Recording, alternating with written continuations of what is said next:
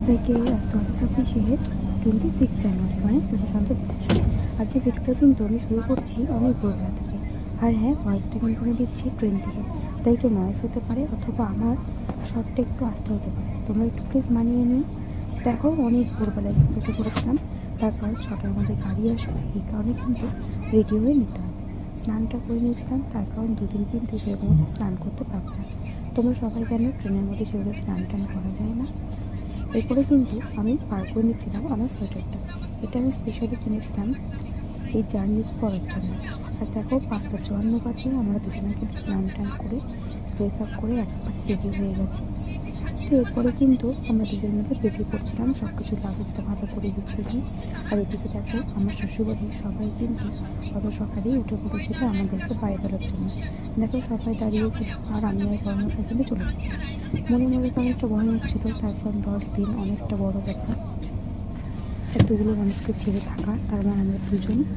তো যাই হোক, আমার একটু আনন্দ হচ্ছিলো। এদিকে গাড়ি কিন্তু চলে গেছিলো। তারপর একটু ওয়েট করার পরে কিন্তু আমরা একটু ওয়েট করছিলাম, তার কারণ আমার বাবা কিন্তু খাবার দিতে আসবে আর আমার জামাইবাবু কিন্তু দেখা করতে আসবে।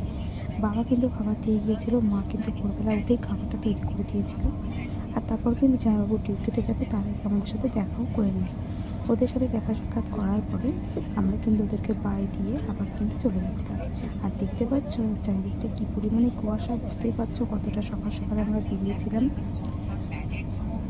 আমরা কিন্তু এখন যাব বল্লভপাড়া ঘাটে, তারপর কাটোয়া স্টেশনে চলে যাব। তো দেখো, আমরা কিন্তু খুব তাড়াতাড়ি চলে যাচ্ছিলাম, তার কারণ গাড়িওয়ালা দাদা ভীষণ ভালো গাড়ি চালায়, তাই আমাদের যেতে একদমই অসুবিধা হয়নি।